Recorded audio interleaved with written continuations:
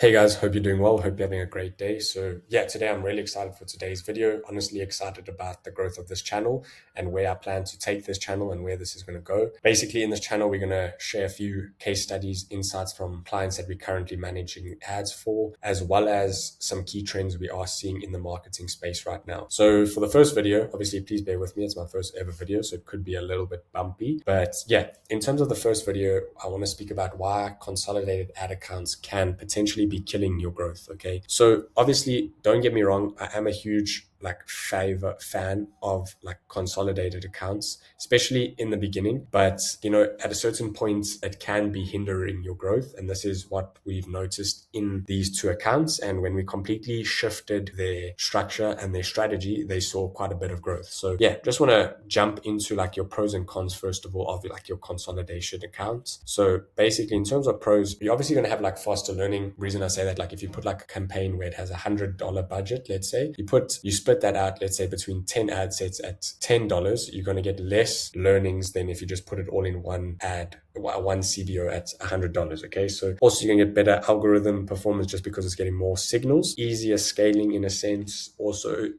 more stable performance on a CBO. It's less volatile. And sometimes you do see lower CPMs on CBOs, but sometimes only. In terms of consolidation, okay, the cons, you have less control of spend. Obviously, we know this. You don't really know which ads are going to win the spend. You can't say, there has been that new update on Meta where you can try now in a CBO, you say you do want this ad to get 10% of the budget or give it a certain spend, but it's still less control in terms of that. If you're going to be doing that for all 10 ads, you might as well just put them in an ABO, sorry. Also, best products will dominate the CBO. And this is what we've seen in these two case studies. Shallow creative insights, obviously, people will sometimes argue that the ad that's getting the spend is the winning ad. But when you want to target new personas, which Meta is pushing, you then need to force spend on creatives and see what happens. And I think Meta, from my personal opinion, targets a lot of low-hanging fruit. So it will favor things that they know is going to work than really testing in a CBO environment. And then sometimes it can cap growth, which is what we've seen in this account. So basically what I want to speak about is your best product could be killing your ad account growth. And then I just want to paint the picture in the scenario that we basically going to be speaking about. So we took over account last year, September, and basically what they did, this brand was spending about £300 a day. And what the agency previously, their main goal, of the business was to drive growth. Okay. The previous agency had one consolidated account, one CBO. That's all they were running, £300 and putting everything in the CBO. So performance for the brand was stable,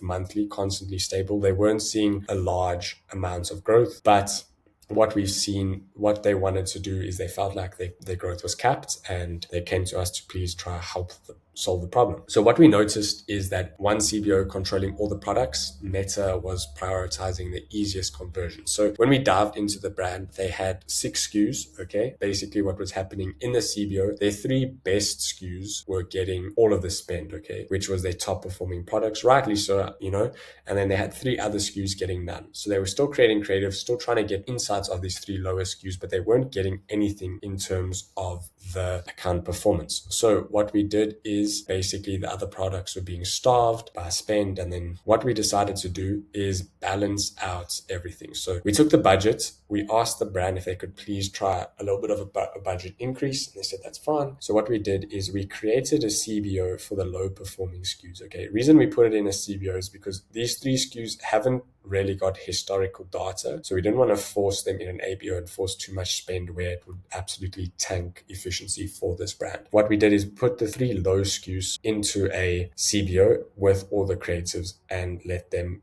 pretty much fight. So the 3 low-hanging SKUs could fight for the budget. What we then did is the 3 top SKUs, we broke them down into individual campaigns, force spend onto the best products a lot more, and then scaled these proven winners, which were the 3 proven SKUs that were winning. And what we did is instead of letting Meta decide everything, we started guiding where spend should go.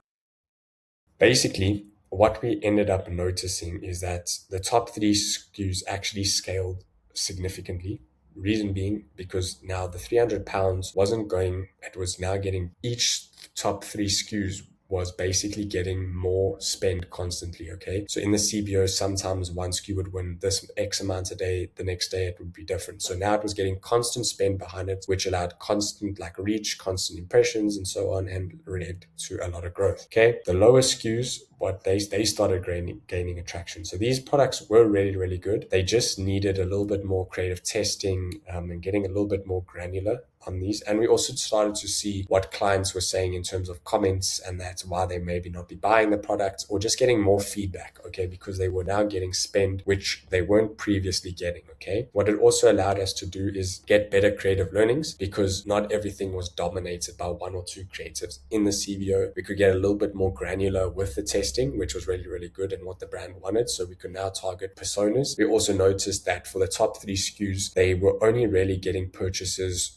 through a certain age demo, which was 35 to 45 plus. So what we did is we could double down on that age demo in terms of creative and focus on angles that really resonate with that age demo, as well as now trying to push creatives and testing into the younger demo. So sub 35, so 20 to 30, we're focusing on creatives there. And obviously they have different needs. So we made sure that our creatives were matching that, as well as going past 45, okay? Because these products can do that. Also, what we allowed to do is we were allowed to get like next steps for the weaker products, okay? Some of the products unfortunately weren't working, okay? Out of the lowest SKUs, only one really started taking off, but the others, we are getting creative insights, or we are getting spend insights, should I rather say, because the spend's giving us insights. And what we now able to do is we're able to do like some different price testing, bundles and different offers where we can potentially grow these lower SKUs, because ideally we want all 6 SKUs to be high sellers in a sense. Overall, what we noticed is that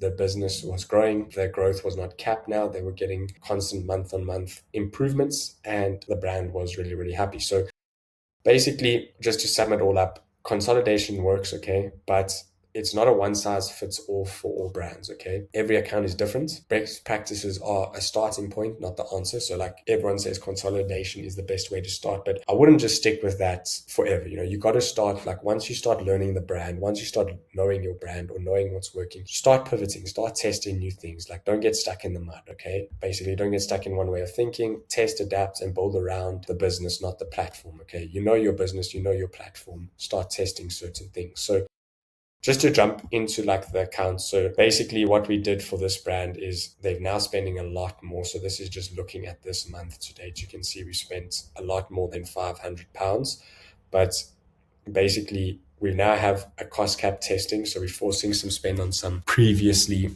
underperforming ads. Okay, we could just have the sale, but what we've also now done is we've got their CBO testing. This is for their low-hanging fruits over here. So their low-hanging SKU. Basically, we're now forcing spend onto these low-hanging SKUs. And you can see for the month, it's spent just over £4,000, generating a 1.29 ROAS. Bear in mind, this company or this brand can afford a lower ROAS and higher CPAs because their product margins are absolutely insane. They're also skincare. So they have the LTV where they're willing, at least this brand is willing to take a knock on their first order, because we have the data that shows that we can take the knock first order because our LTV is so good. If the people come back, if they buy a product and they come back, we have them for about 6 months because the product's so good. So we can afford lower ROAS, as you can see, like this account for this month is at a 1.6.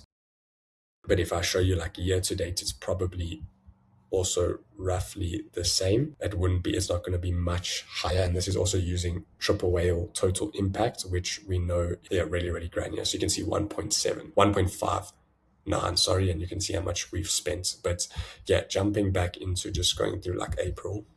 So yeah, jumping into it, you can see, so we've got our testing now over here where we're testing on the lower hanging SKUs, doing really, really well, getting actionable insights, getting spend into it.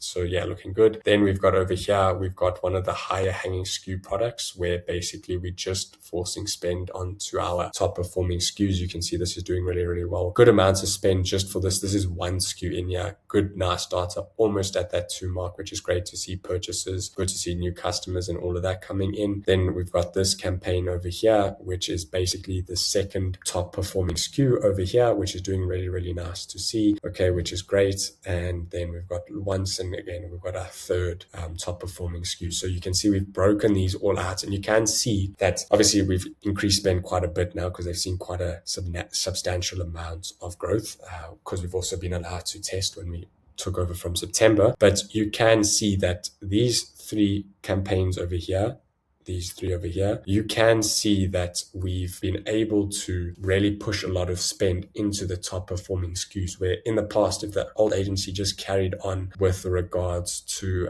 just forcing spend into one CBO, they would never have been able to push this amount of spend. This is basically just over, I'd say, £10,000 in the top performing SKUs. Then we have £4,000 in your low performing SKUs. Don't worry about these other campaigns. This is sales that we've run this month. But yeah, and now we're basically branching out into different regions. So the brand had a lot of growth. It had a lot of potential. As you can see, it was just being hindered by the current structure. Overall, just want to share that with you guys. Please let me know if you guys have any questions, and yeah, I'll be happy to help. And yeah, once again, don't get stuck in the mud. Test, adapt, build around the business, not the platforms. Be willing to test and just keep at it. If you have any questions, please feel free to reach out. And yeah, looking forward to, like I said, the growth of this channel. Thank you.